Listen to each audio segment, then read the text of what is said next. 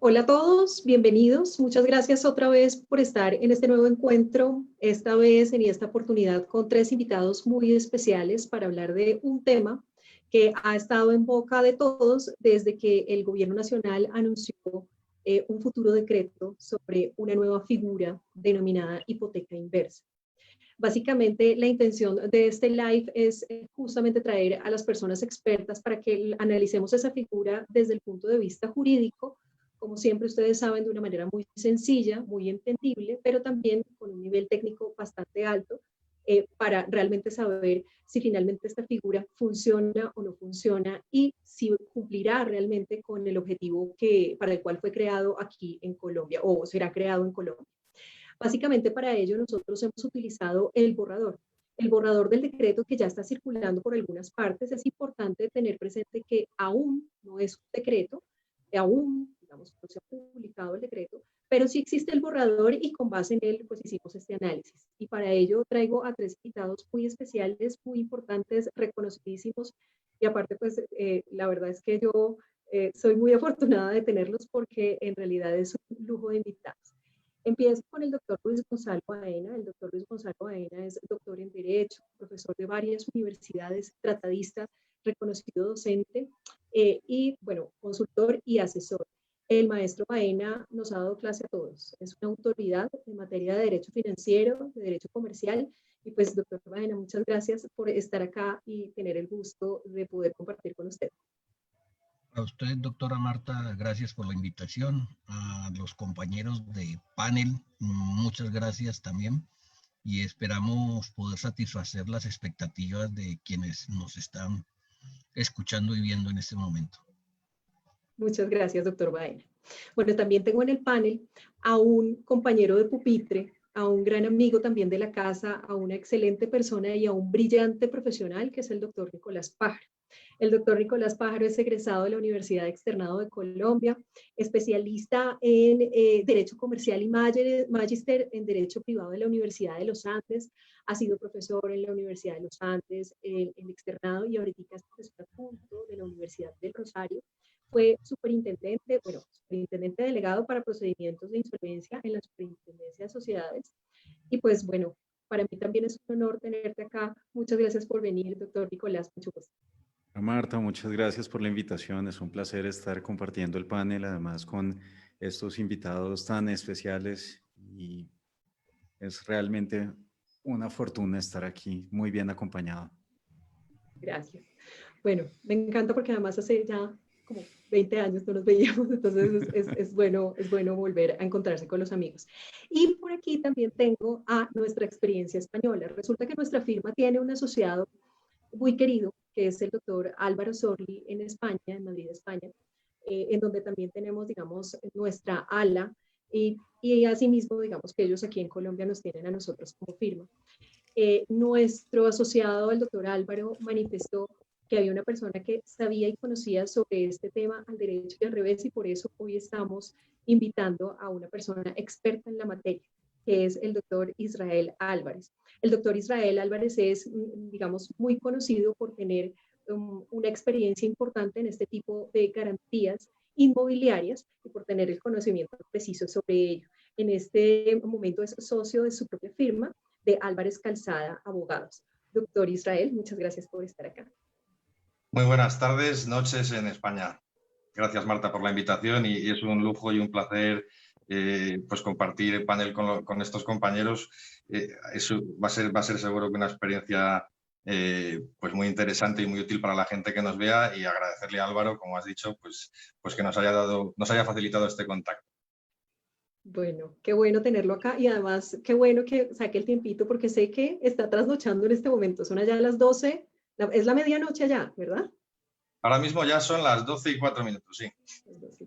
Bueno, pero nos interesa bastante tener sobre todo este invitado porque justamente lo que sucede con hipoteca inversa, como se nos comentó a todos los colombianos, es que venía de una figura que ya estaba en otros países, incluido el país de España. Entonces, esta experiencia sí que es importante y por eso yo empiezo con el doctor Israel de una vez en materia. Y es preguntándole en qué consiste la figura de la hipoteca inversa en España y cómo funciona allá en este momento.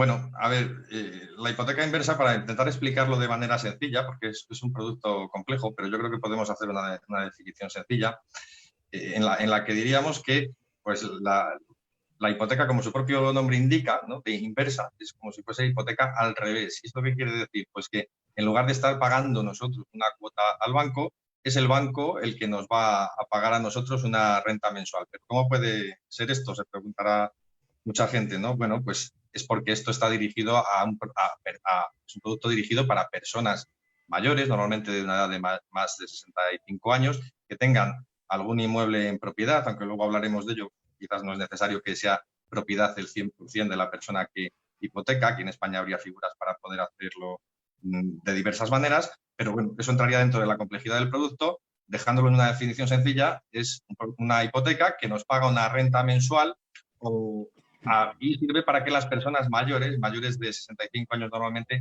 pues tengan un complemento en esa edad de la jubilación en la renta que perciben, pues para lo que puedan necesitar, ¿no? Suele ser habitual el caso de necesitar, en España al menos, un complemento de la jubilación para poder acceder a una residencia de ancianos cuando uno ya necesita unos cuidados especiales, ¿no?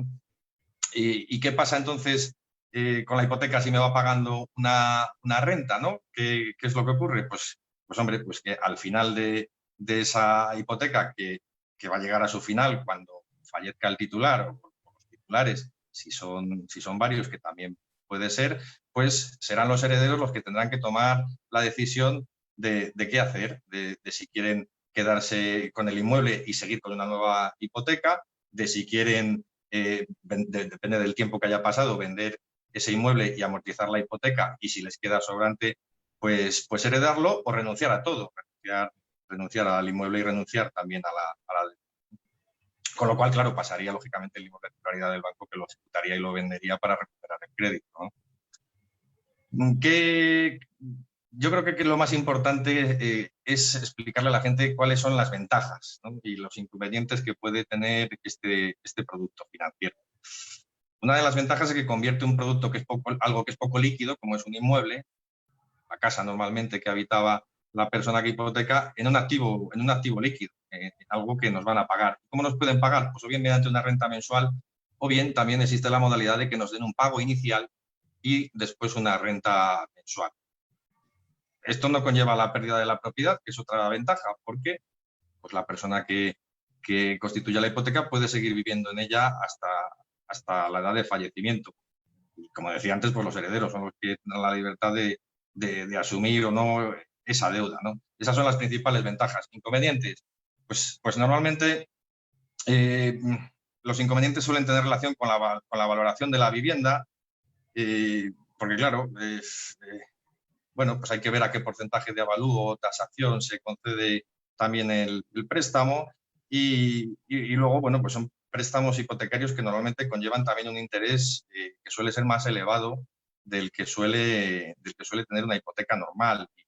Y bueno, pues eso hace que las rentas que se perciben no sean quizás pues tan cuantiosas como la gente podría pensar. Y esto nos lleva a que cuando no se trata de inmuebles de alto valor, aquí al menos en España, pues muchos bancos no los aceptan como garantía para la hipoteca inversa. Tendremos que hablar de inmuebles pues, de una valoración para lo que es el mercado inmobiliario español más bien elevada, para que al banco este producto pues le guste, ¿no? Entonces, además de ser caro, digamos, tampoco es accesible si no tienes una vivienda que tenga una valoración, bueno, pues no sé si tiene utilidad que dé cifras, porque el mercado inmobiliario de Colombia y el de España pues es diferente, pero hagámonos a la idea de que tendría que ser pues la vivienda que habita alguien que tiene una renta media alta para arriba.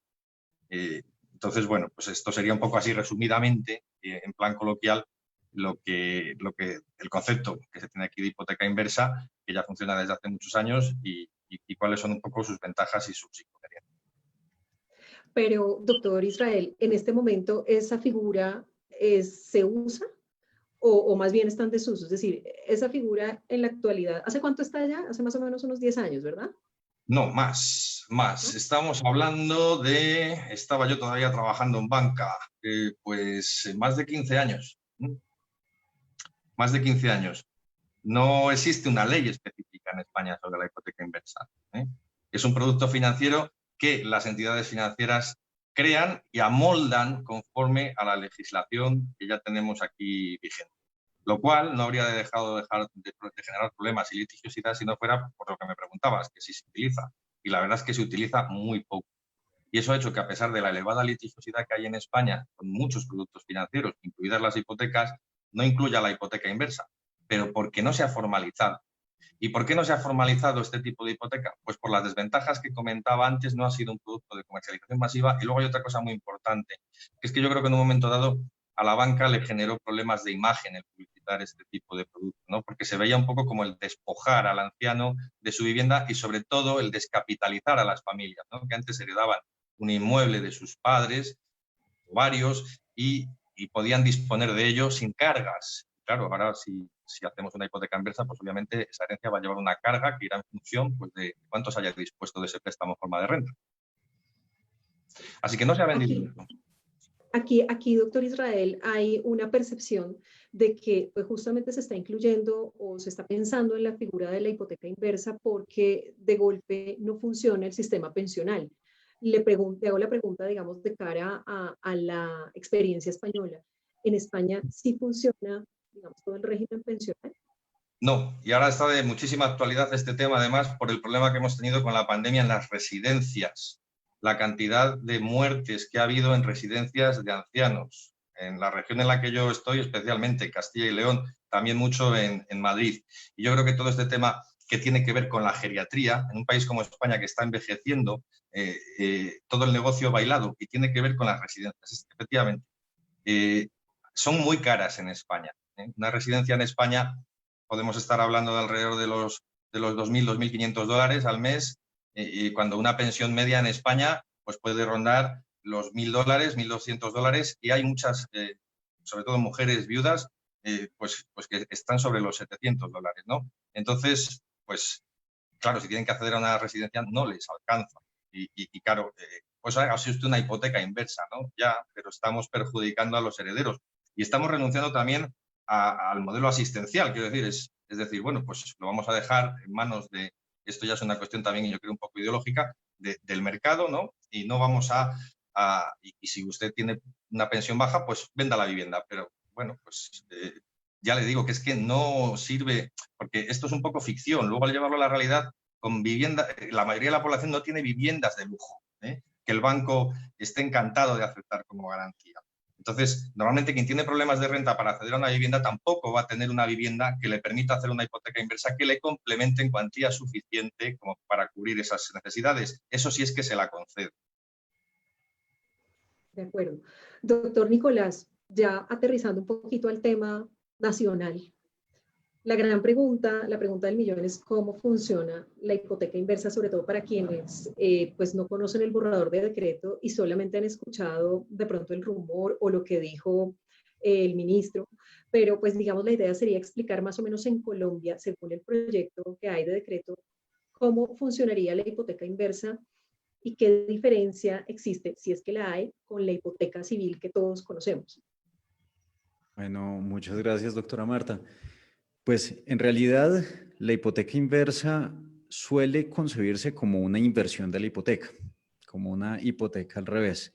Y tal como ya lo expresó el doctor Israel hace algunos instantes. Sin embargo, de acuerdo con la definición que está en el decreto, es un poco distinto de una simple inversión de la hipoteca. Entonces, la hipoteca tal como nosotros la concebimos y conocemos es una garantía. Como garantía, entonces, inicialmente debemos plantear que es una caución, es decir, una obligación que se contrae para una seguridad de una obligación propia o ajena. ¿Yo para qué contrato una garantía o para qué constituyo una garantía? Para respaldar un crédito.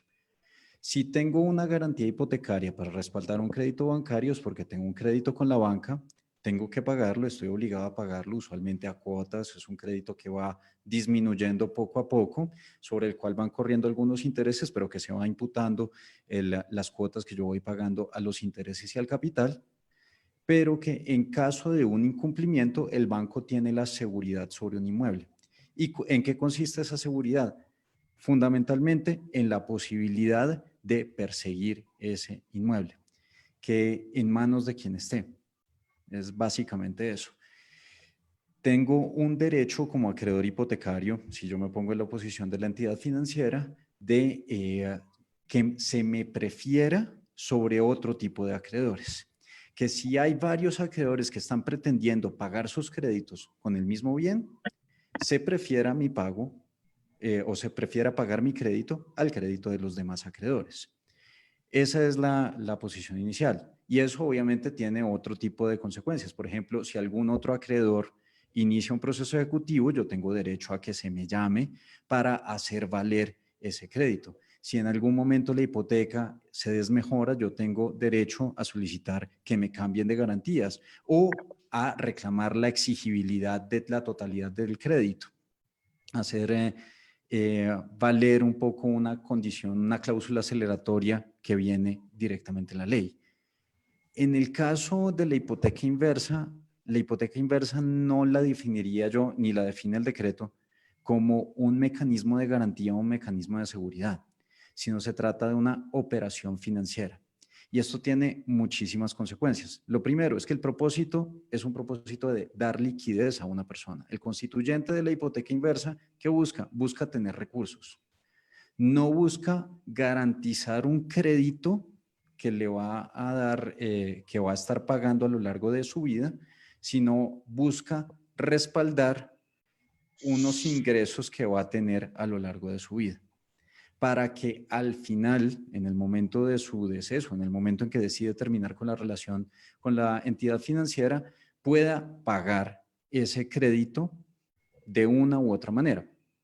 Y la hipoteca no está tanto para respaldar la operación, no está tanto para respaldar el crédito, sino está como una alternativa de pago.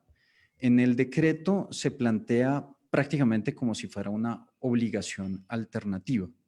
La deuda en una obligación hipotecaria tradicionalmente es una deuda en dinero. Si yo no la pago, el acreedor hipotecario tiene derecho a perseguir el bien, por ejemplo, a través de un procedimiento ejecutivo, de un proceso ejecutivo, para que se venda el bien y se pague con el producido, de preferencia, su crédito, y después, si hay algún otro acreedor interesado, pues para que se pague los créditos de los demás acreedores. En este caso, no habría un poco esa función. En el momento de la muerte, de acuerdo con el decreto, el proyecto de decreto que está circulando, los herederos tienen 6 meses para determinar si pagan en dinero o si dan en pago el bien. Es una obligación alternativa en los términos que está establecido en el artículo 1557 del Código Civil. El deudor o sus causavientes tienen la facultad de elegir si pagan el dinero prestado con los intereses que se hayan causado o si dan en pago el bien inmueble. Esto no es una garantía, esto no es un respaldo. Esto es una obligación alternativa. Por lo tanto, el objeto de la prestación es completamente distinto. El objeto de la obligación es completamente distinto, tal como está proyectado acá. No, ya después, si los causavientes, si los herederos o si el mismo deudor, si todavía lo hacen vida, pues deciden dejar pasar el tiempo o deciden utilizar algún otro mecanismo, pues será la entidad financiera la que podrá ejecutar la garantía mobiliaria. Término que en este sentido podría llegar a ser ambiguo y no se sabe si sería a través de los mismos derechos de un acreedor hipotecario o si sería a través de los derechos de alguien que puede reclamar alternativamente, de acuerdo con el Código Civil, o la prestación en dinero o la prestación en el bien en especie, de manera que sea el demandado el que elija. Pero pues en términos generales se trata de eso, es una operación financiera. Otro punto que me parece muy importante resaltar de la definición de operación financiera. No es la primera operación de garantía que se define o que se definiría en un instrumento legislativo o en un instrumento regulatorio, mejor, porque esto no tiene carácter de ley, como una operación. Nosotros tenemos un antecedente relativamente reciente en la Ley 1676 de 2013, que es la Ley de Garantías Mobiliarias, que definió las garantías mobiliarias no como un contrato, no como un derecho real, sino como una operación. Y entonces se dijo en la ley 1676 que las garantías mobiliarias eran toda operación que tenía como propósito o como efecto garantizar obligaciones con los bienes muebles del garante. Eso supone que las garantías mobiliarias, en ese caso, no solamente son aquellas que se constituyen mediante contrato, sino que todo aquello que cumpla la función de respaldar una obligación con bienes muebles se considera garantía mobiliaria y se le aplica la ley. En el caso de la hipoteca inversa, al considerarse como una operación financiera y no como un contrato, parecería pasar a un segundo plano el tema del consentimiento. Parecería pasar a un segundo plano el tema del propósito. Y podría correrse el riesgo de que este tipo de asuntos, en un análisis sobre la validez, en un análisis sobre la existencia, en un análisis sobre los mismos efectos de la operación de garantía, terminen siendo interpretados un poco en contra del constituyente y a favor de la institución financiera que otorgó o que en la cual se realizó la operación de hipoteca inversa. Pero entonces, digamos, de la manera como uno podría explicarle a cualquier persona que ocurre la hipoteca inversa del modo como está en el proyecto es la entidad le presta el dinero y se supone que la garantía es el inmueble. Por esa razón, digamos que se hipoteca el inmueble, ¿sí? ¿Se podría plantear así? Podría plantearse así, Okay. así, Y al momento en pero el que fallece, pero bueno, se supone que en este caso la entidad, digamos que hace todo un cálculo y mira la edad de vida probable y se supone que esto va solamente dirigido a las personas mayores de 65 años. Listo, perfecto, que sería el constituyente. Finalmente le empieza a desembolsar el dinero, digamos, mensualmente a una suma determinada, que creo que entiendo se puede modificar, puede ser una suma idéntica cada mes o puede después modificarse, pero en todo caso le empieza a dar esta suma. Y finalmente, cuando fallece, ¿qué sucede? Cuando fallece el constituyente, ¿qué pasaría en este caso? Allí es cuando sería exigible el pago de lo que se le prestó, del crédito. de acuerdo con el proyecto de decreto, la exigibilidad de la obligación se daría 6 meses después del fallecimiento del constituyente. Entonces, ¿eso qué quiere decir? Quiere decir que el crédito se va acumulando poco a poco durante el resto de la vida del constituyente, va acumulándose además con los intereses que se lleguen a pactar, que usualmente por ser un crédito de alto riesgo, porque se trata de personas de mayores de 65 años, pueden llegar a ser unos intereses superiores a los intereses de un crédito hipotecario normal, como ya lo decía el doctor Israel, que se hacía en España. Y una vez fallece la persona, empieza a transcurrir un periodo de gracia para que la institución financiera le dé un plazo a los herederos, que de acuerdo con el proyecto de decreto son solamente los herederos conocidos, decidan qué hacer con ese crédito hipotecario. Ese crédito hipotecario en últimas puede ser pagado por los herederos o puede dejarse así. Y en ese caso, pues los herederos pueden optar por dar en pago el bien o por dejar que el acreedor hipotecario, en este caso la institución financiera, sea quien decida cuál sea el curso de acción que deba tomar, que es lo que el proyecto de decreto llama ejecutar la garantía inmobiliaria.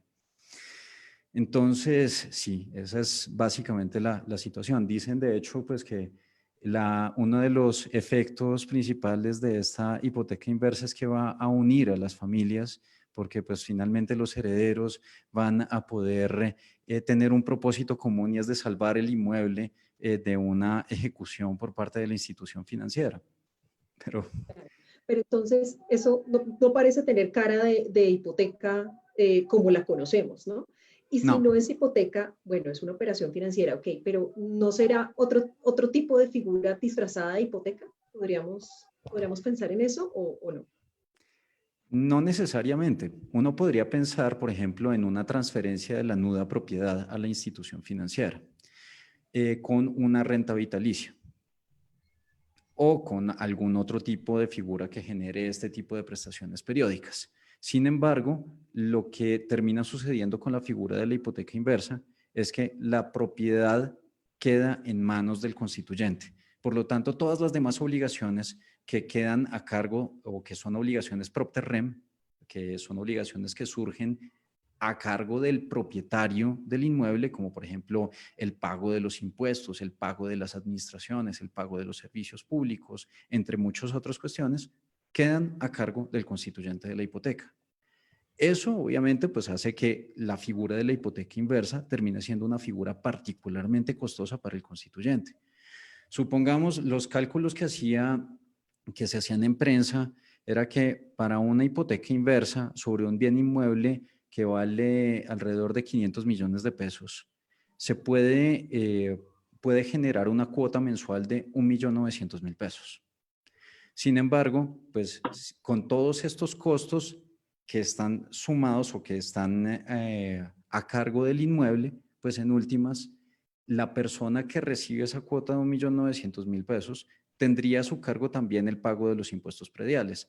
Para un bien que vale 500 millones de pesos, obviamente dependiendo del estrato y dependiendo de una enorme cantidad de variables que dependen de cada distrito y dependen de cada ordenamiento territorial, podría irse entre 2 y 3 cuotas de las que se recibiría de la institución financiera únicamente para efectos de pagar el impuesto predial.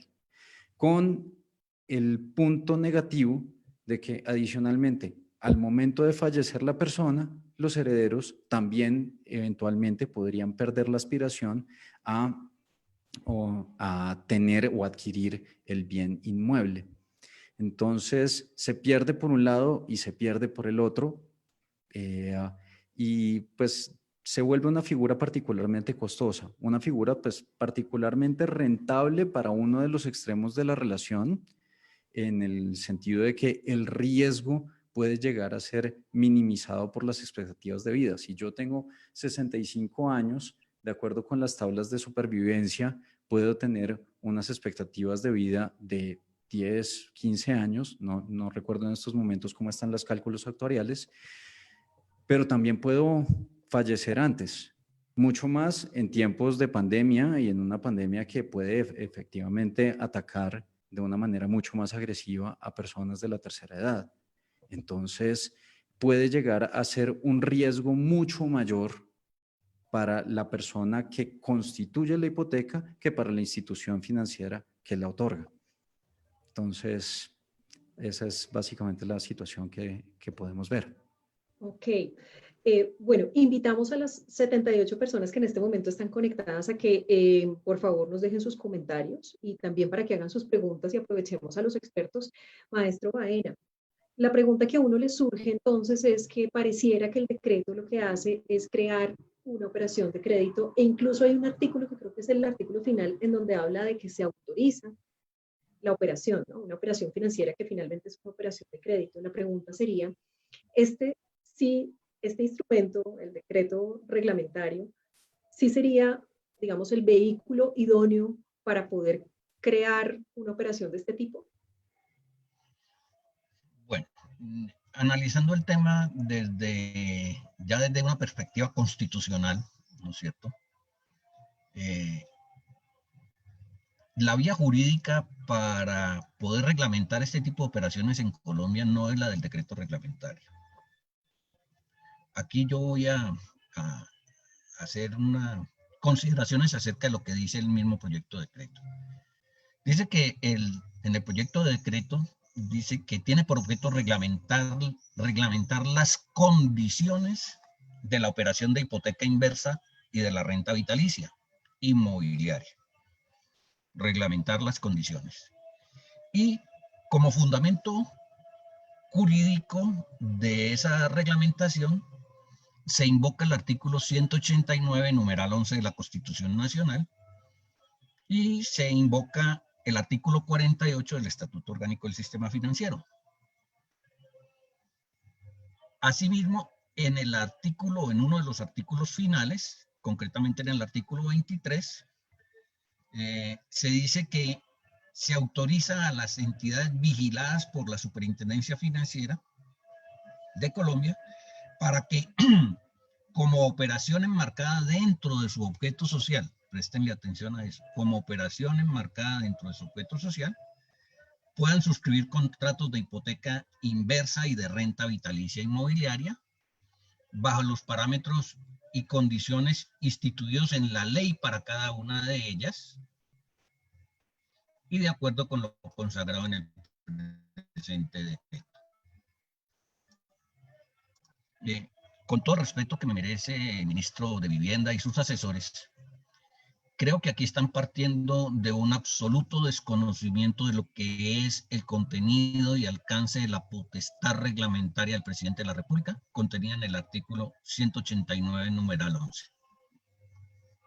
La potestad reglamentaria del presidente de la República está concebida con la finalidad de desarrollar el contenido de la ley. Y entonces aquí nos preguntamos, ¿cuál es la ley que tratamos de reglamentar? Este instrumento se enmarca dentro de la ley de vivienda, ley 546 del 99, por el hecho de que lo que está de por medio es la vivienda de un sujeto de la tercera edad o un sujeto mayor de 65 años. Y la respuesta es no. Aquí no tratamos de reglamentar la ley 546. Tratamos de reglamentar lo que dice el Estatuto Orgánico del Sistema Financiero. Pues no tratamos de reglamentar lo que está diciendo el Estatuto Orgánico del Sistema Financiero, sino que por el contrario, como lo dijo el doctor Nicolás, se está creando una operación financiera, una nueva operación financiera. Nuestro sistema financiero se caracteriza por ser un sistema eminentemente reglado. ¿Eso qué significa? Que las instituciones bajo el control y vigilancia de la superintendencia financiera solo pueden hacer lo que la ley les permite hacer. Si nos vamos al elenco de actividades que constituyen el objeto social principal y el objeto social accesorio de todas estas entidades, por ninguna parte encontramos la celebración de contratos de hipoteca inversa como una operación propia del objeto social. Luego, desde el punto de vista jurídico, lo que está haciendo este proyecto de decreto es ampliarle la capacidad jurídica, aquí equivocadamente, a todas las entidades vigiladas por la superintendencia. Y eso no se puede hacer por la vía de un decreto reglamentario. La ampliación de la capacidad jurídica de las entidades vigiladas por la superintendencia financiera es un tema de reserva de ley, en el entendido que no es una ley marco en el ámbito constitucional, porque la ley marco en materia de intervención en el sector financiero, bursátil y asegurador es la ley 35 del 93, que está incorporada al Estatuto Orgánico del Sistema Financiero a partir de los artículos 46 y siguientes. Aquí se está confundiendo impropiamente lo que es la potestad reglamentaria con la forma de intervención o los instrumentos de intervención que el legislador le otorgó al presidente de la República en materia financiera, bursátil y aseguradora. Conclusión, no es posible. De hecho, si ese decreto se expide, ese decreto está viciado de nulidad absoluta. Dos, mire, si esto es una operación financiera, como está definido ahí, la pregunta es, a la luz de nuestro ordenamiento jurídico, ¿quiénes serían los únicos sujetos habilitados para celebrar este tipo de operaciones? En una entrevista que apareció publicada en los medios del día de ayer, el ministro Malagón dice que es que entonces esto no es una operación para los bancos, sino para los fondos de pensiones, para otro tipo de sujetos.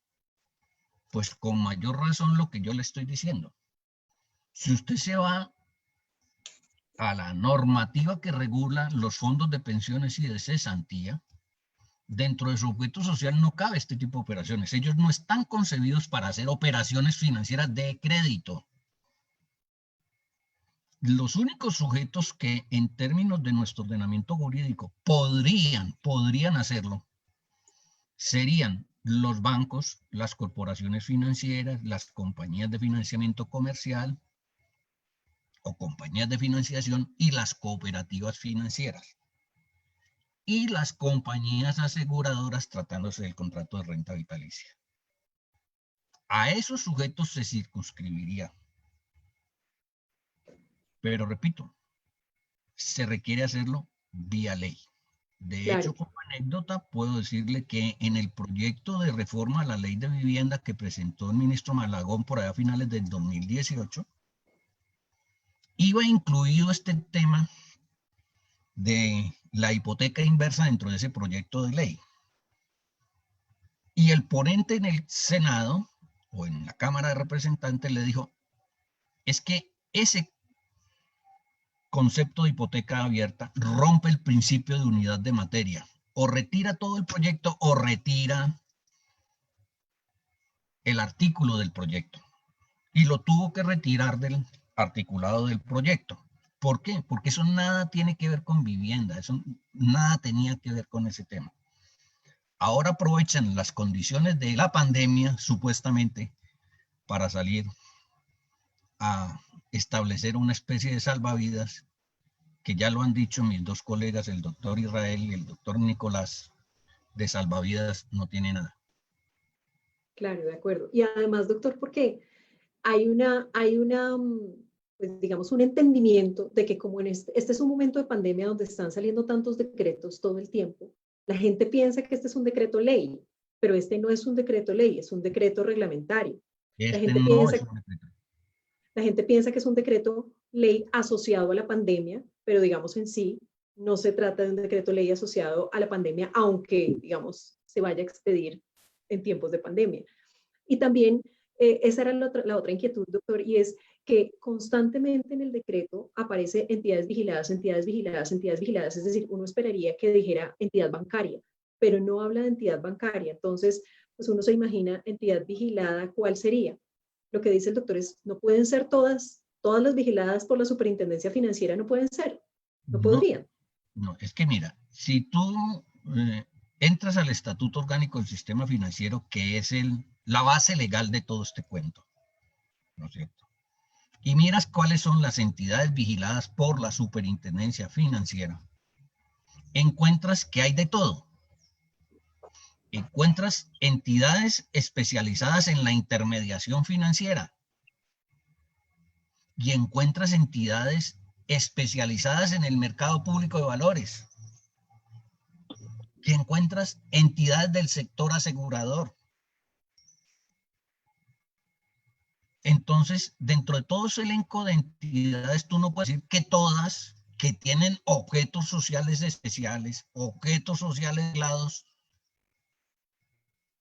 que las vigiladas por la superintendencia están habilitadas para hacer esto. Ahí, desde el punto de vista técnica legislativa, hay un grave error que induciría además justamente a abundar en razones para solicitar una nulidad de ese decreto.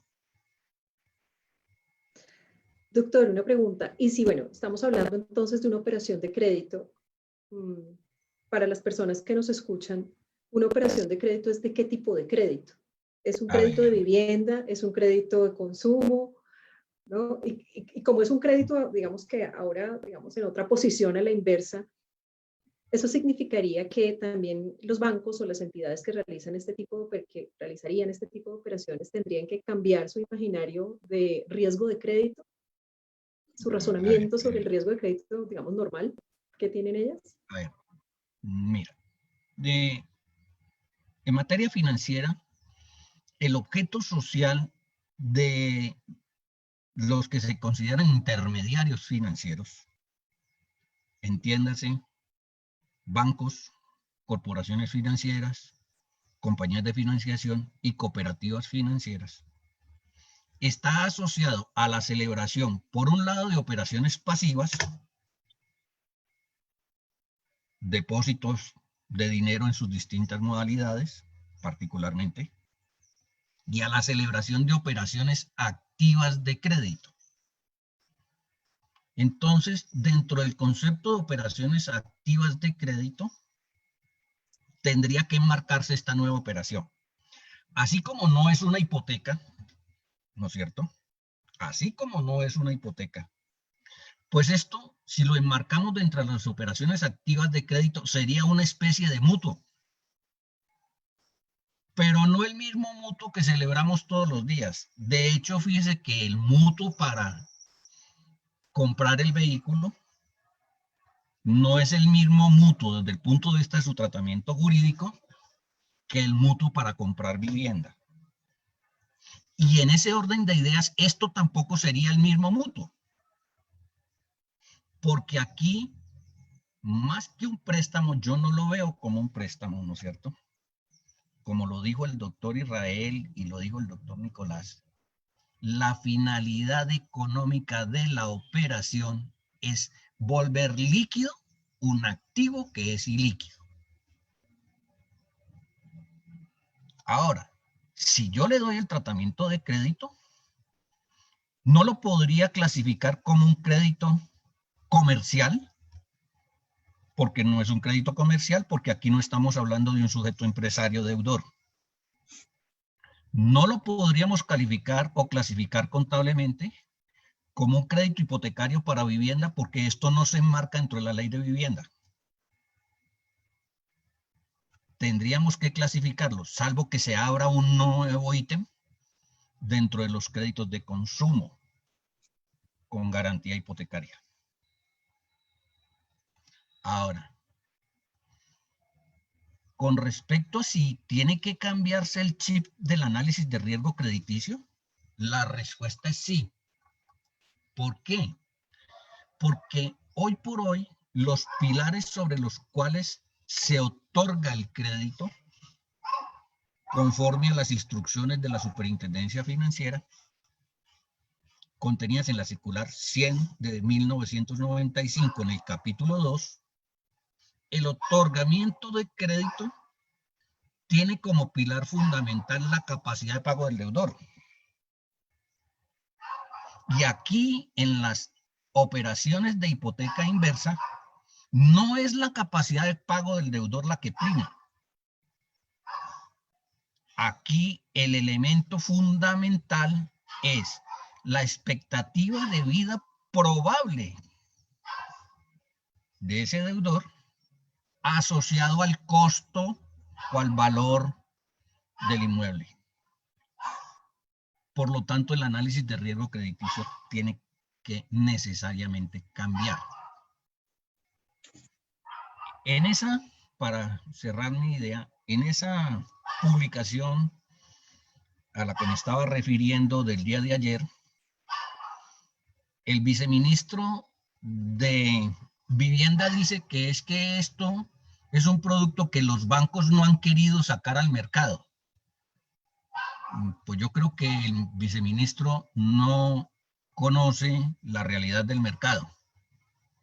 Los bancos no han podido sacar al mercado este producto porque hay trabas legales que se lo impiden. Mientras no exista una ley que regule este producto, no es posible que un banco salga a ofrecer este tipo de productos, ni ninguna otra entidad. No es un tema de querer, es un tema de imposibilidad legal. Clarísimo, clarísimo, doctor Baena.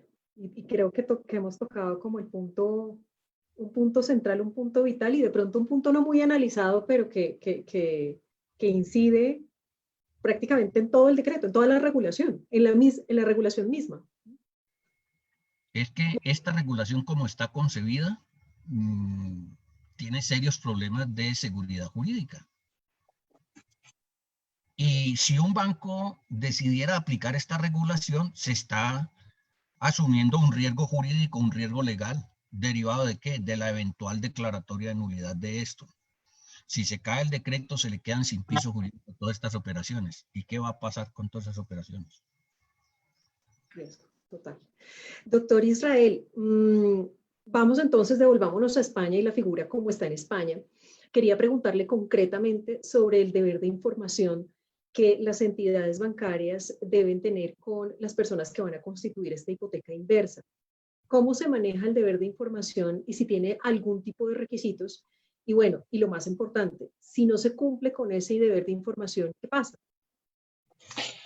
Bueno, pues este tema es uno de los que más en boga están en España, ¿no?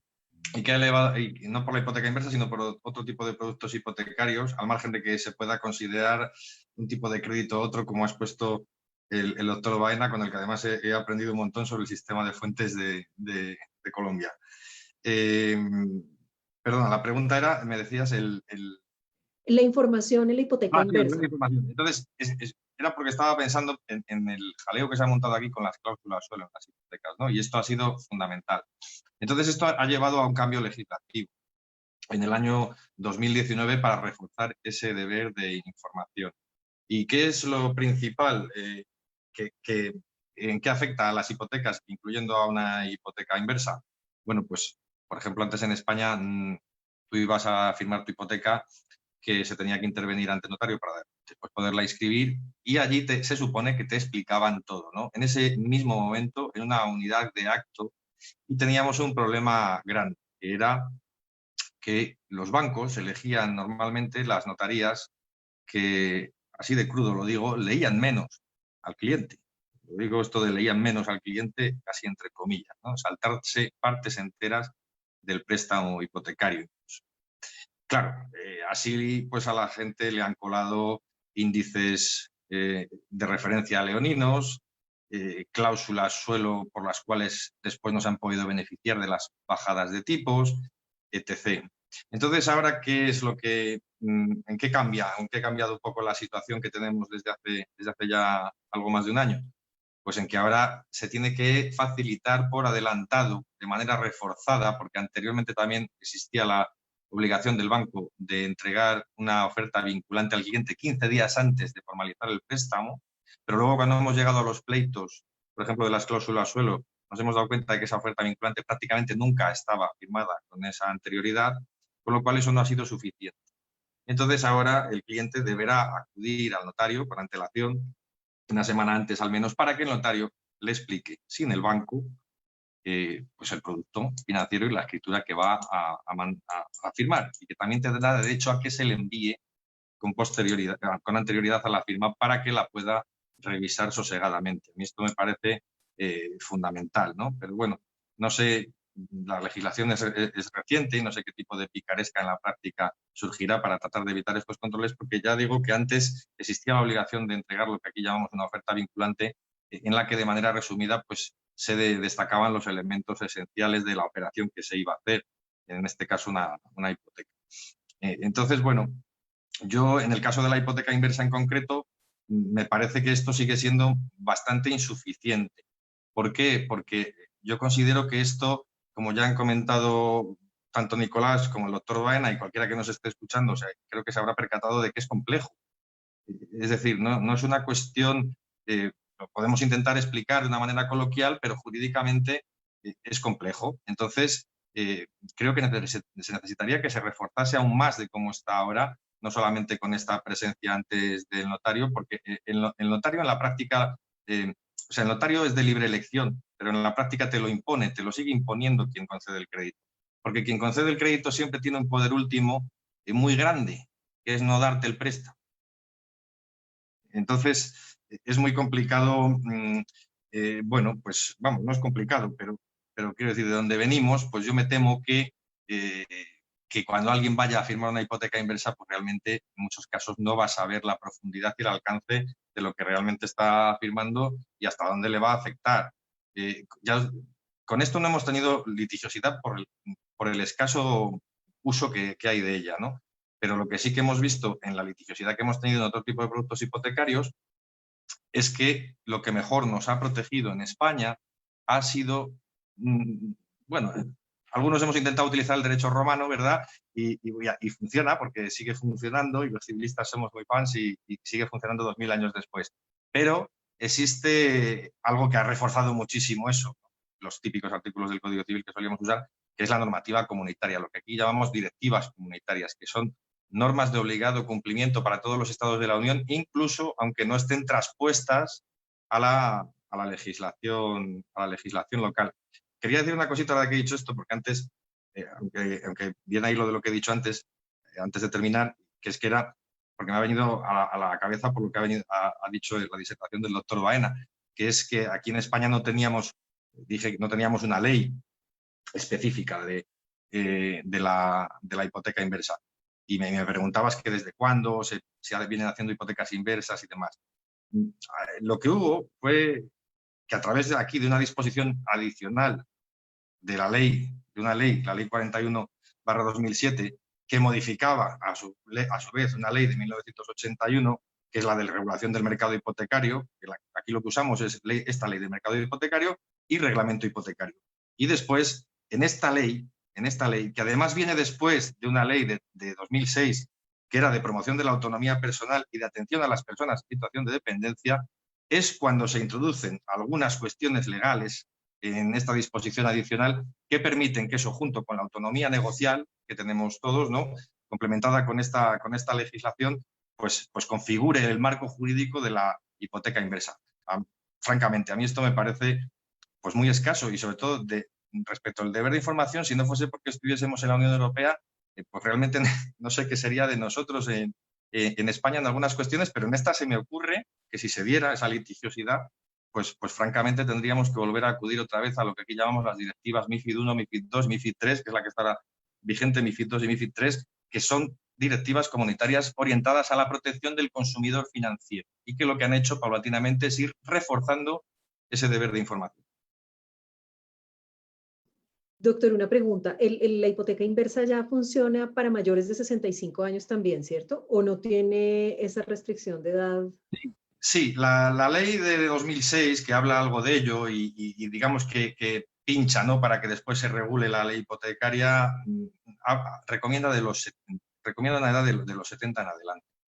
Pero no es vinculante. Quiero decir, esto es pues una recomendación, ¿no? En la práctica que se hace, pues se puede hacer con menos edad o en caso de personas con minusvalías o discapacidades. En la práctica, normalmente es a partir de los 65 años, dentro de los criterios de riesgo que suele utilizar el banco, pues se pueden hacer, pero eso va a depender de la naturaleza de la operación. Cuando se analiza el riesgo en un banco, porque hablabas antes de esto con el doctor Baena, normalmente los bancos, por lo menos yo cuando he trabajado en el departamento hipotecario de Bankia, que es una entidad en la que estuve trabajando casi 10 años, tienen ya sus algoritmos y sus programas informáticos y conforman con eso lo que llaman el scoring. Entonces, el scoring al empleado analista de riesgo le ayuda a tomar una decisión sobre el riesgo. Estas hipotecas, por lo menos hasta que yo me fui de la banca, no se podían meter en ese scoring, en esa simulación, digamos, ¿no? Requieren de un estudio de riesgo muy individualizado.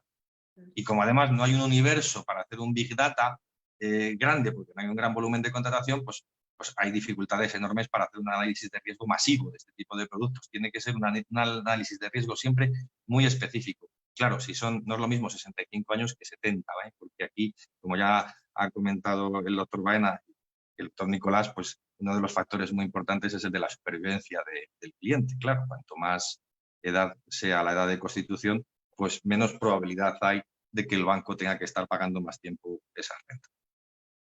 De acuerdo. Doctor Nicolás, justamente esto nos lleva a preguntarnos algo y es, ¿qué riesgo de nulidad por vicios del consentimiento puede haber en este tipo de figura? Pues teniendo en cuenta primero la edad, segundo, pues por supuesto no todo mayor de 65 años pues está enfermo, pero de todas maneras digamos que puede haber un riesgo de que su salud mental pues no esté óptima. Y también por la necesidad, porque es que justamente hay una necesidad económica allí, o hay una especie de indefensión, por decirlo así. ¿Qué riesgo habría con esta figura? Bueno, nos metemos en el tema escabroso de la eficacia y la ineficacia del contrato.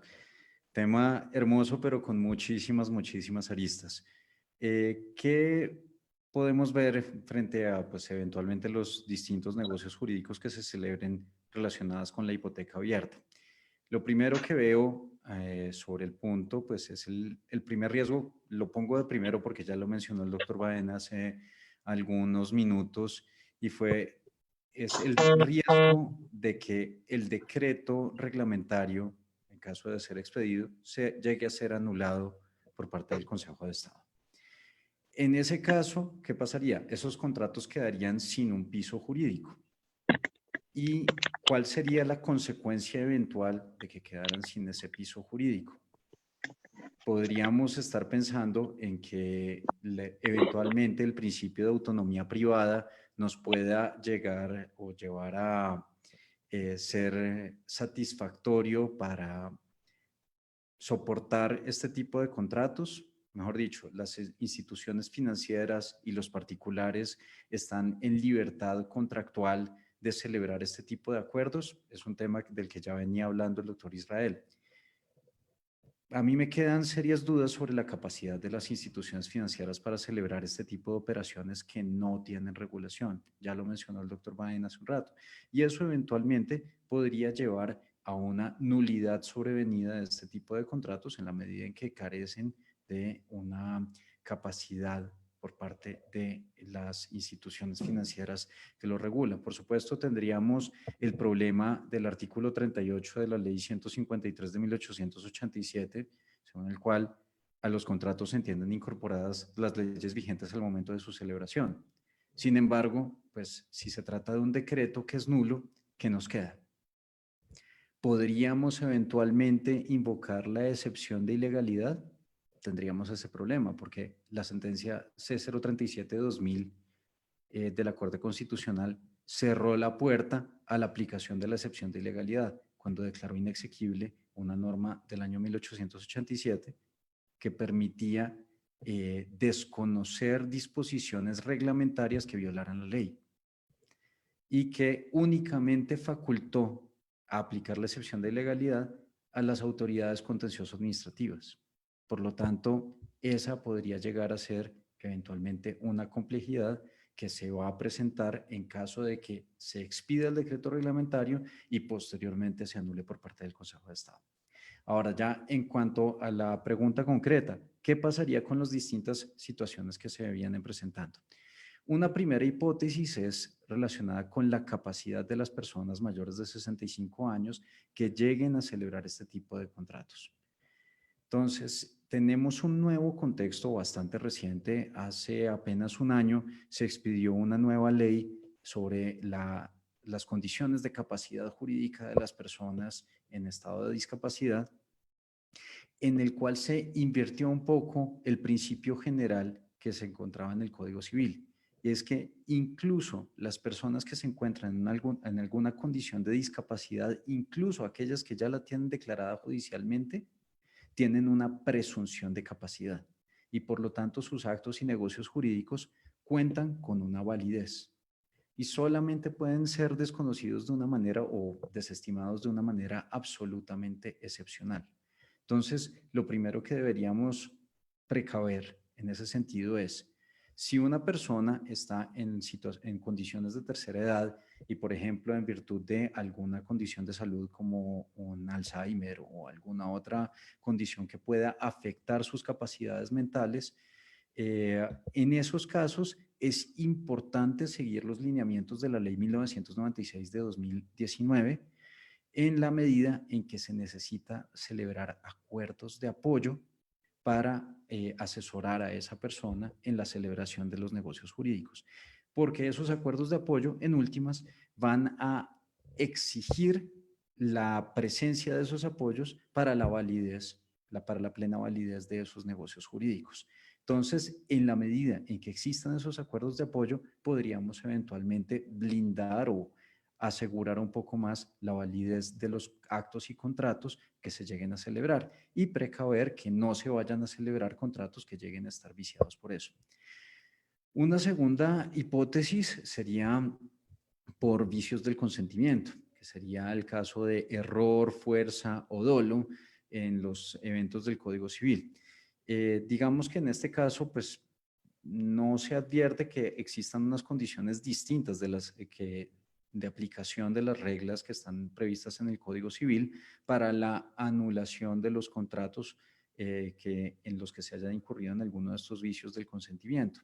Sin embargo, pues digamos, a nivel probatorio eventualmente podría existir otro tipo de circunstancias que podrían tenerse en cuenta para efectos de verificar cuál es la condición, cuál era la condición de la persona, cuál era su estado de conciencia, cuál era la percepción de la realidad que tenía y si existió o un error involuntario, un error relevante en la celebración del contrato, como por ejemplo un error en el objeto, o existió un aprovechamiento por parte de la entidad financiera, o existió en algún otro caso una situación de fuerza, como por ejemplo, pero pues en ese caso sería también muy excepcional y probatoriamente bastante complejo, el caso del aprovechamiento de las condiciones de necesidad. Un cuarto escenario que se me ocurre sería el de una ineficacia de pleno derecho de este tipo de contratos, total o parcialmente. En la medida en que existan algún contenido que pueda corresponder con las cláusulas abusivas, tanto en el Estatuto del Consumidor, la Ley 1480, como en el Estatuto del Consumidor Financiero, que es la Ley 1328 de 2011, existen previsiones que descalifican como ineficaces de pleno derecho algunas cláusulas y algunas prácticas que pueden considerarse como abusivas. En ese caso, podrían desestimarse este tipo de acuerdos, desconocerse por parte de las distintas personas que estarían llamadas o frente a las cuales estarían llamados a producir efectos, sin necesidad de declaración judicial. Obviamente, en el caso en que exista alguna controversia judicial, se podrá eventualmente invocar este tipo de situaciones, pero en principio no se necesita. Un siguiente escenario que se me ocurre es el de un caso bastante frecuente que además ha sido ventilado en prensa, y es el caso de aquellas hipotecas abiertas frente a las cuales la persona falleció mucho antes de sus expectativas de vida. Y en ese caso, pues obviamente la entidad financiera podría hacerse a la propiedad del inmueble por un valor mucho menor al que eventualmente se habría tenido en condiciones de mercado, pero radicalmente inferior. En este caso, destaco que el decreto reglamentario habla de la transferencia de la propiedad a título de dación en pago.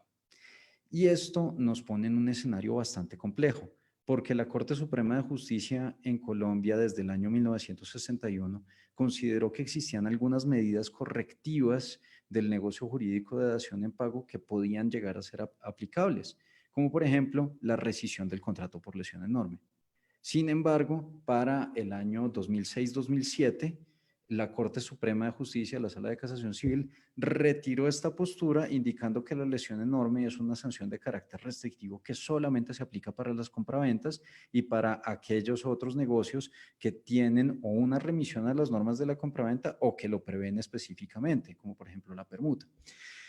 Y en ese caso no podría eventualmente rescindirse por lesión enorme este tipo de negocios o este tipo de transferencias de propiedad del bien inmueble frente a este tipo de cuestiones. Y eso nos deja ante el último escenario posible, y es si existe algún otro mecanismo para eventualmente privar de efectos esa transferencia de la propiedad cuando existen condiciones de desequilibrio, condiciones de injusticia particularmente gravosas. Y se me ocurre que en ese caso uno podría intentar la acción de enriquecimiento sin causa, precisamente precaviendo ese exceso en las prestaciones que eventualmente podrían llegar a ser excesivas, que podrían llegar a ir en contra de ese principio de justicia. Tenemos en esa medida que plantearnos en la cabeza que no todo lo que es contractual es justo, que ese principio de algunos juristas franceses del siglo XVIII y XIX no es un principio que deba tenerse en cuenta hoy en día, que existen múltiples mecanismos correctivos del contrato, que estamos en un ordenamiento fundamentalmente constitucionalizado, más aún cuando nos encontramos en el caso de personas de especial protección constitucional, como es el caso de las personas de tercera edad, y cuando están en juego otro tipo de derechos fundamentales, como es el caso del derecho fundamental a la vivienda digna, que aquí en Colombia ha generado una línea jurisprudencial bastante prolífica y bastante radical en términos de protección de ese derecho constitucional fundamental. Doctor Baena, muchos a propósito de lo que comentábamos tal vez al principio han dicho, o es un razonamiento popular, de que esta figura intenta suplir lo que no suple el Estado en materia pensional, siendo su obligación. ¿Cuál es su opinión al respecto? A ver, cuando uno oye los comentarios del gobierno sobre este tema, cuando lee las consideraciones del proyecto de decreto, pues uno encuentra que esa es una de las finalidades teleológicas, ¿no es cierto? Y solucionar el problema de falta de recursos de aquellas personas o que no se pudieron pensionar porque nunca cotizaron, o que estando pensionados su pensión es insuficiente para su cómoda subsistencia. Pero cuando usted lee el texto de esto y mira las experiencias y revisa todo esto que hemos dicho hasta el momento, yo creo que esto no sirve para solucionar ni el problema pensional, ni mucho menos el problema de subsistencia de las personas. Creo que por el contrario, tiende a agravarlas. Los estudios, es que yo no sé en qué estudios se haya basado el Ministerio de Vivienda para proponer esta reglamentación en la forma como lo ha propuesto. Porque los estudios que se han hecho en el mundo, aún en los sistemas en donde se originó esta figura, como es en Estados Unidos o en los ordenamientos anglosajones, muestran que el mercado objetivo, como bien lo dijo el doctor Israel en su intervención, no es todo el mundo. No son todas las personas mayores de 65 años como aquí está planteado. El mercado objetivo de este producto, primero, está dirigido a sujetos que, si bien tienen esa edad, su inmueble tiene un valor significativo.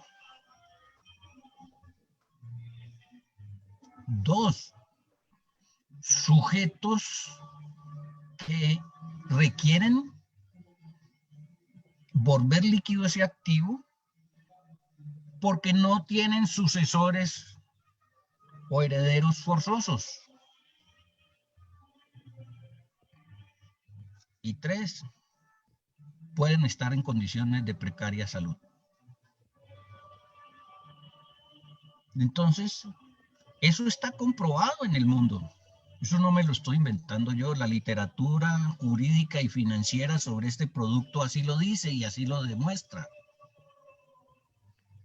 Entonces no podemos decir que este decreto o este proyecto de decreto o este producto financiero es la panacea para la solución de los problemas de las personas de 65 años en adelante. Bien lo dijo el doctor Israel. Una persona cuyo inmueble no tiene un valor significativo para un banco, no es atractivo para el banco. Como el doctor Israel, yo también conozco el sistema bancario por dentro de la banca, conozco el sistema bancario desde el supervisor bancario, lo conozco desde ambos lados y sé cuál es la cultura de los bancos. Entonces, esto es un producto que podría llegar a quedarse, suponiendo que nadie demandara el decreto, en letra muerta. Pero aquí hay un factor fundamental, mire, que recoge todo lo que ustedes han dicho hasta ahora. Si esto es una operación financiera, este negocio jurídico se enmarca dentro de las normas de protección al consumidor financiero. Particularmente la ley 1328 de 2009 que mencionó el doctor Nicolás y en lo que ahí no conste la ley 1480 de 2011.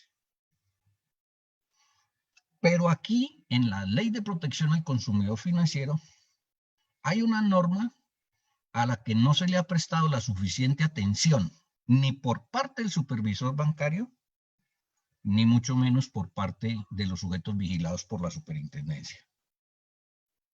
Y esa norma es el artículo 3º, en su literal A, de la ley 1328 de 2009, que está relacionado con el deber de debida diligencia. Deber de debida diligencia del cual se desprende, 1, un deber de información con el alcance que el doctor Israel destacó en el ordenamiento jurídico español y con las consecuencias que Nicolás brillantemente sustentó aquí. Pero es un deber de información que apunta a un consentimiento informado. Valga la redundancia. Y aquí aparece la discusión gruesa. ¿Qué debo entender por consentimiento informado? Conociendo la cultura bancaria, muy seguramente ese sujeto destinatario de este crédito o de esta operación de crédito va a firmar un papel en donde consta que le dieron toda la información. Va a firmar o va a traer un documento o va a arrimar un documento en donde consta que le dieron la asesoría. ¿Y eso es suficiente para hablar de consentimiento informado? Y la respuesta es no. Eso podrá probar que hubo un consentimiento, pero no un consentimiento informado.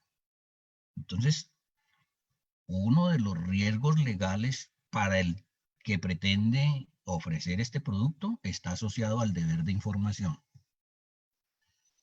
Pero adicionalmente ese artículo 3º de la ley 1328 dice que las relaciones jurídicas que se establezcan entre las entidades que vigila la superintendencia y el consumidor financiero deben propender por la satisfacción de las necesidades del consumidor financiero.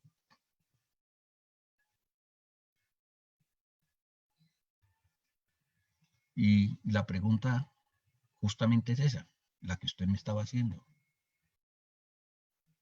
¿Este producto cumple esa finalidad? Las relaciones jurídicas que se establezcan entre las entidades que ofrezcan este servicio y los consumidores financieros propenderán por la satisfacción de sus necesidades. Porque si al final del día, como dicen los muchachos jóvenes hoy por hoy, eso no es así, entonces tenemos un problema que afecta a esa relación contractual. Doctor. Sigo, perdón, sí, dime. Sí. No, adelante, doctor. Siga, adelante. 2. Aquí, siguiendo con la cultura bancaria. Ya lo dijo el doctor Israel, pues los scoring para este tipo de productos no son los tradicionales de los créditos hipotecarios. Hoy la banca en Colombia trabaja a partir de modelos predictivos. Entonces, esos modelos predictivos hoy no sirven para hacer un análisis de riesgo crediticio. Por eso vuelvo a la pregunta inicial tuya, hay que cambiar el chip. 2. La cultura bancaria en Colombia apunta en que en muchos casos, así la operación no requiera garantías específicas, cuando el crédito o la garantía del crédito es una hipoteca, esa hipoteca suele ser, por un lado, una hipoteca abierta y por el otro lado, una hipoteca sin límite de cuantía. Aquí la pregunta que nos surge entonces es, ¿esa hipoteca inversa puede ser una hipoteca abierta y sin límite de cuantía? ¿Y a qué conduce esto? A que sobre todo en los créditos de vivienda, que por ley requieren garantía hipotecaria en primer grado, los bancos suelen, perdónenme la expresión, hablando en el lenguaje cotidiano, colgarle a esa hipoteca que fue constituida en principio con la finalidad de garantizar un crédito de vivienda,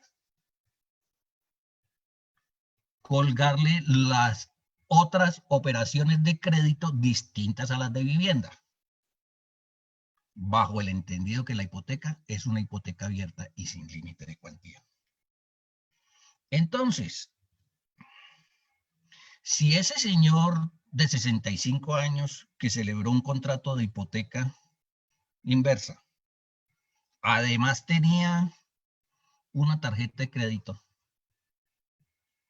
al momento de su fallecimiento, por ser hipoteca abierta, si es que la pactan como hipoteca abierta y sin límite de cuantía, le hacen efectivo o le hacen extensiva esa garantía a ese crédito de la tarjeta de crédito que específicamente no tenía garantía.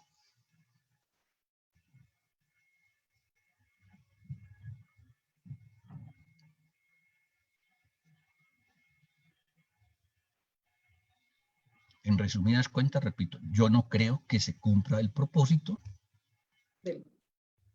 de solucionar un problema de pobreza. Pobreza oculta. De pobreza oculta. Bueno, quiero contarles que aquí me corrigen que no eran 78 personas las que estaban conectadas, sino que son 148 personas las que en este momento nos están viendo.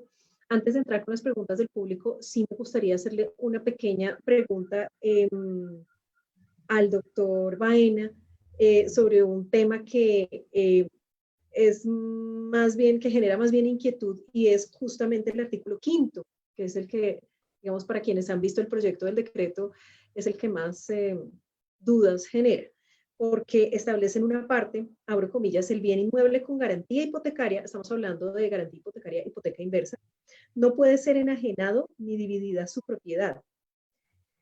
Y bueno, simplemente, digamos de manera muy concreta, doctor Baena, ¿es posible que a través de este decreto reglamentario pueda, lo que yo estoy viendo es como una limitación al derecho de propiedad y concretamente al derecho de disposición que tiene el propietario, ¿verdad? Esta sería una limitación. Pues, a ver, yo te diría que también dentro de la perspectiva constitucional, este decreto en esa norma es inconstitucional, porque viola el artículo 58 de la Constitución que garantiza el derecho a la propiedad privada. Desconoce los atributos del derecho de dominio: usar, gozar y disponer. Lo restringe el derecho de disposición. Y yo no puedo restringir el derecho de disposición y menos hacer nugatorio un derecho de su origen constitucional vía decreto. Pero dos, contradice lo que dice el artículo 2440 del Código Civil en relación con la hipoteca. Si lo que pretende esto es reglamentar el contrato de hipoteca del Código Civil, ¿no es cierto?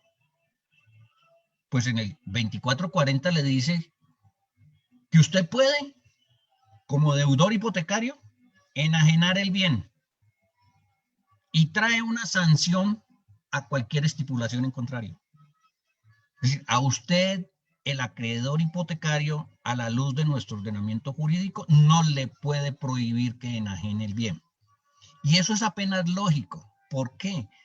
Porque sería tanto como ignorar las prerrogativas o los privilegios que se desprenden de un gravamen hipotecario o de un gravamen de naturaleza real, persecución y preferencia. Entonces, esa norma, por eso le digo, a mí con todo respeto lo digo por la opinión ajena, pero Por donde se deja le vea. mucho Claro. que desear Sí, desde de el acuerdo. punto de vista técnica legislativa este decreto. Es posible que la intención sea loable, sí, pero es que nos hemos apartado de principios constitucionales y legales muy claros.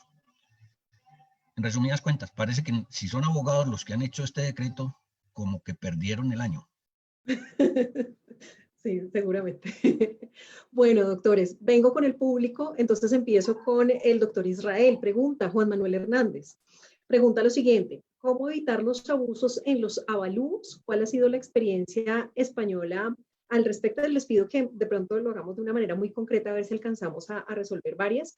Pero entonces el doctor Israel me decía que allá no se decía avalúos, sino que se decía, ¿cómo dicen allá? Bueno, sí, el doctor Israel tiene el micrófono apagado. Valoraciones. ¿Valoración? Ahora, no sé Es, por qué. es, Se llama se llama tasación. El nombre técnico sería tasación. tasación a efectos hipotecarios. Sí. Exacto. Bueno, aunque no tenía el micro, te he oído la pregunta. No sé por qué se ha desconectado la voz. Pues vamos a ver. Las tasaciones cuando te dan un préstamo hipotecario te van a dar un porcentaje sobre el valor de la vivienda. Aquí, ¿qué es lo diferente? Pues que ese porcentaje va a variar en función de la edad que tenga la persona que contrata. Entonces, si normalmente una hipoteca en España, por razones de titulización, pues se suele conceder al 80% de tasación o menos, pero tenemos ese límite del 80%, que es lo que se puede pedir para que después un banco pueda titulizar esa hipoteca, emitir cédulas y quebrar toda la economía mundial, como en 2008, pues se hacen esas hipotecas al 80%. En una hipoteca inversa, se va dando un porcentaje de tasación según la edad que vaya teniendo la persona. ¿Cuál es la experiencia que hemos tenido en España? Pues es que te he estado buscando datos para que os hicieseis una idea de cómo está la cuestión aquí. No he accedido, porque no he encontrado estadísticas oficiales del Banco de España, pero sí de una página que suelo consultar habitualmente y de la que me fío bastante. Y nos contaba que en el único país, o los únicos países que está funcionando esto, de datos de Europa, no desconozco los Estados Unidos, son los del ámbito anglosajón. En Inglaterra el año pasado se formalizaron 48.000 hipotecas inversas, mientras que en España se formalizaron la friolera de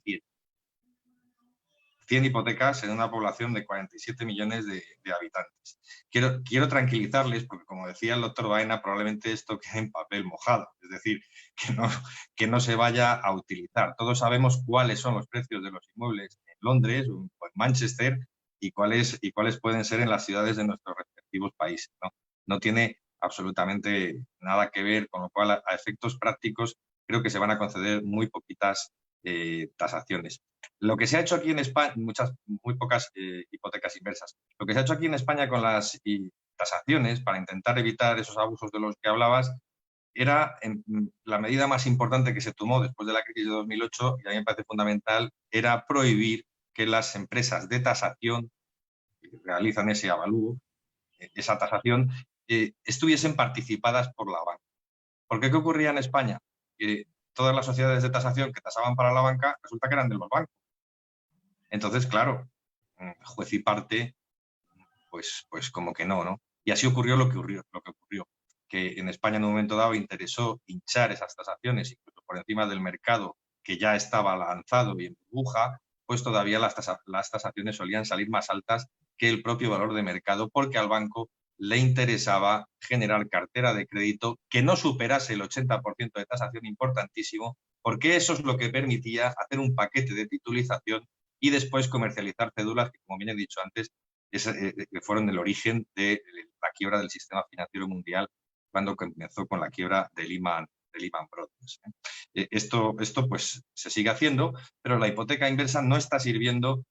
Además, yo dudo que se pudiesen titulizar tampoco. Es decir, que el interés por ahí de la banca en este tipo de producto, pues tampoco. Yo lo veo un producto elitista que puede complementar en algún caso de rentas altas alguna situación muy especial y que le pueda ser interesante a algún cliente, pero como bien decía y ha alegado 3 motivos el doctor Baena, yo creo que el interés principalmente es de la banca por la descapitalización de los particulares a los que lleva cuando pues, no hay herederos forzosos o los otros supuestos que el doctor Baena bien ha explicado, ¿no? Entonces, bueno, abusos en las tasaciones se han dado en el pasado, se siguen dando, pero ahora mucho menos porque el crack inmobiliario en España fue espectacular y entonces hizo que se tomasen estas medidas y también un poco de autocontrol, ¿no?, de las propias sociedades de tasación. Pero respecto de la hipoteca inversa no tenemos universo, yo no he podido buscaros porque es que, como os digo, solo se han formalizado 100 hipotecas el año pasado en España de hipoteca inversa y además solo las ha comercializado una entidad que es el BBVA.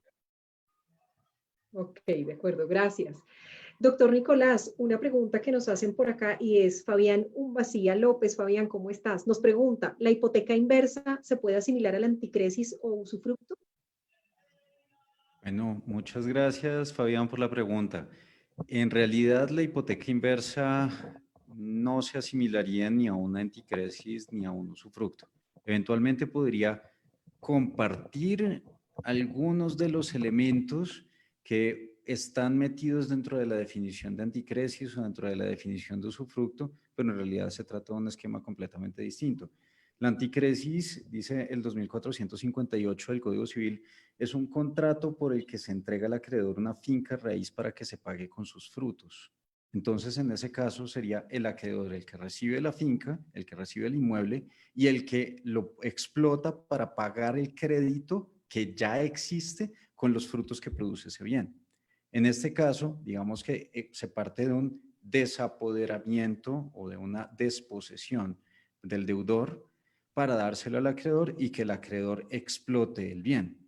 En este caso, no existe ese desapoderamiento.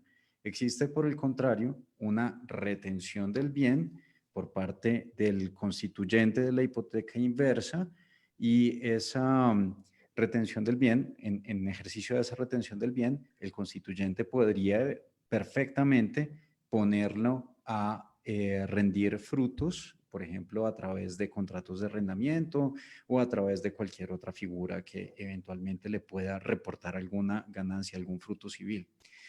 Y adicionalmente, pues en el caso de la anticresis, el crédito preexiste a la figura, mientras que en el caso de la hipoteca inversa, el crédito se va conformando a medida que va yendo o que se va desarrollando la hipoteca inversa.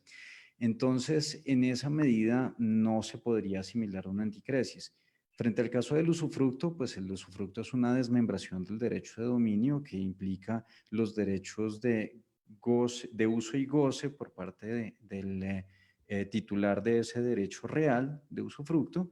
Y en ese caso, pues más que una constitución de un usufructo, lo que existe es una propiedad plena en cabeza del constituyente. Lo que pasa es que con unas fuertes limitaciones. Ya el doctor Baena hace un rato pues tuvo oportunidad de hablar, por ejemplo, de la nulidad de la norma que prohíbe la disposición del bien. Pero además no podemos olvidar que estamos hablando de derechos reales. Si esto efectivamente se llegase a concebir como una hipoteca, la hipoteca es un derecho real y uno de los puntos principales de la hipoteca como derecho real es el derecho de preferencia y de persecución. Por lo tanto, resulta no solamente exótico, no solamente anularía el decreto, sino que además resultaría contrario a toda lógica, por ejemplo, prohibir o limitar el derecho de disposición por parte del propietario, que es un propietario pleno del inmueble y él puede perfectamente disponer del bien, pero no se puede tampoco asimilar a un usufructo en la medida en que se tiene la propiedad y con ello todas las cargas que se derivan de la condición de propietario, entre otras las cargas tributarias y fiscales que se derivan, por ejemplo, del pago de impuestos prediales y de todas las demás obligaciones propter rem que se derivan de la condición de propietario. Doctor Baena, pregunta Diana Fuentes. Diana, ¿cómo estás? Pregunta Diana, ¿qué efectos tiene esta figura en materia sucesoral? Bueno,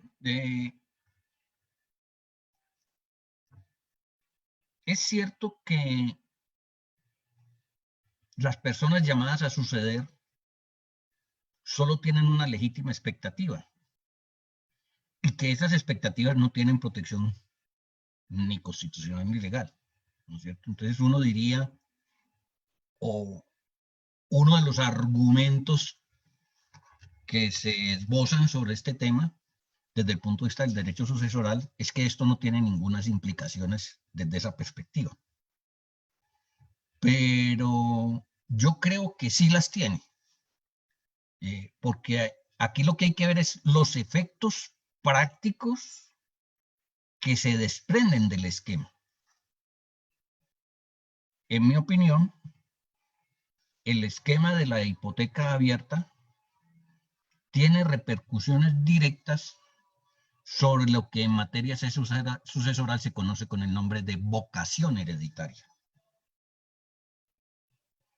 que está consagrada en el artículo 1013 del Código Civil. Recuerden que ahí se habla de delación de la herencia, en el entendido que la delación de la herencia o de una asignación testamentaria es el llamamiento que la ley le hace a los herederos para que acepten o repudien la herencia. La cultura nuestra no es recibir herencias con pasivos, y mucho menos con un pasivo financiero de esta naturaleza. Entonces, en términos prácticos, así exista en el proyecto de decreto un plazo de gracia, como ahí lo llaman, de 6 meses para que los herederos decidan si pagan o hacen una dación en pago. Lo más seguro que va a ocurrir desde el punto de vista sucesoral es que repudien la herencia, si es que cabe repudiar la herencia en la atención a que hay un bien hipotecado.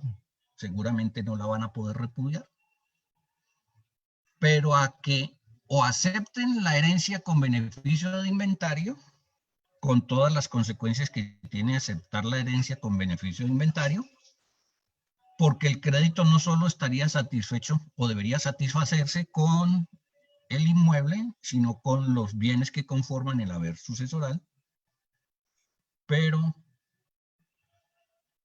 repito, lo más seguro que va a ocurrir es que hagan una dación en pago.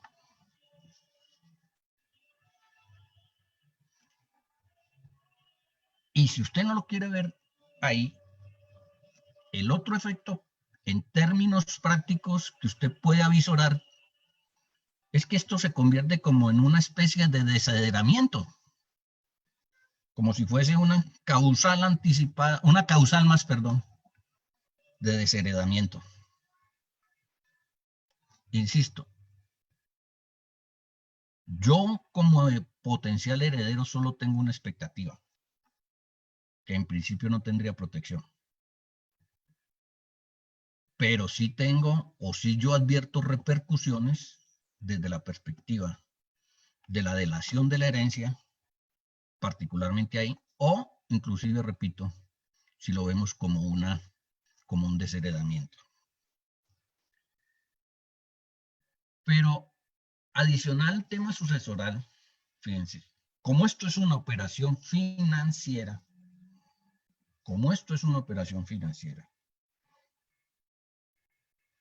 las entidades financieras están obligadas a aplicar las normas internacionales de información financiera en Colombia. Aquí se preguntó hace un rato que si esto era en realidad, tú lo preguntaste, una hipoteca o eso se podía asimilar a una venta a plazos o qué, ¿no es cierto? Resulta que por virtud de las normas de información financiera o las normas internacionales de información financiera se sustentan o gravitan alrededor del principio de la esencia sobre la forma.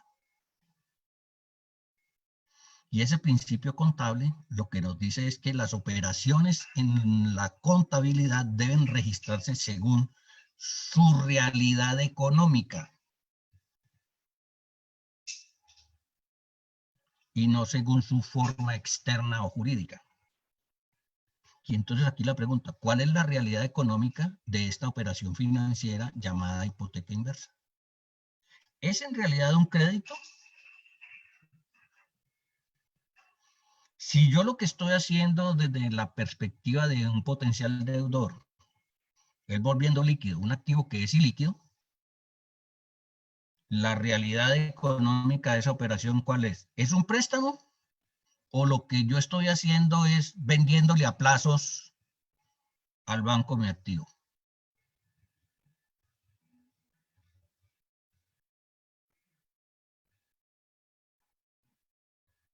Y la pregunta es, ¿y los bancos pueden celebrar ese tipo de operaciones?